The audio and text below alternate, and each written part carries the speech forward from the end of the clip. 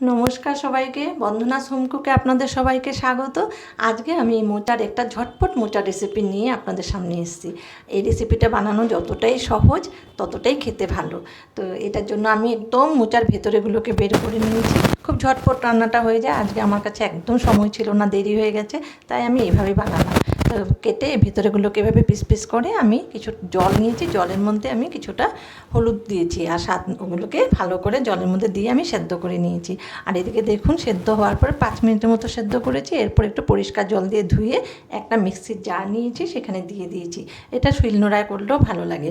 তো তার মধ্যে আমি দিয়ে দিয়েছি কিছুটা কালো শস্য দিয়েছি, 4-5 কোয়া আমি দিয়েছি রসুন, দিয়ে দিলাম 3-4টে কাঁচা লঙ্কা, যতটা ঝাল যে যেরকম পছন্দ করে। সাথে দিয়েছি হাফ চামচের মতো আমি দিয়েছি হলুদ, দিয়ে দিলাম 1 চামচ নুন। আর এটা একদম আমি অ্যাড করেছি আমার রেসিপিতে নতুন করে কিছুটা কালো আর সাদা তিল, যেটা ভেজে রেখেছিলাম সেই তিল আমি দিয়ে দিলাম। আর এদিকে আমি এগুলোকে পেস্ট করে নিয়েছি। আর এখানে আমি এই যে দেখুন পেস্ট হয়ে গেছে। আর ওদিকে কড়াই বসিয়েছিলাম, কড়াইয়ে কিছুটা সরষের তেল দিয়ে দিয়েছিলাম।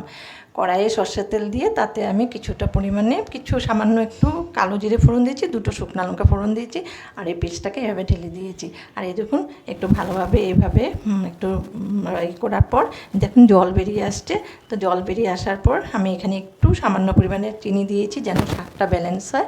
চিনিটা অপশনাল, এটাও না দিলেও চলবে। তো চিনি দেওয়ার পরে আর একটু জাল করার পরে দেখুন জলটা একদমই শুকিয়ে গেছে, আর এটা একদম কড়াইতে শুকিয়ে আসছে প্রায়। তো এখন আমি এভাবে একটু রান্না করব।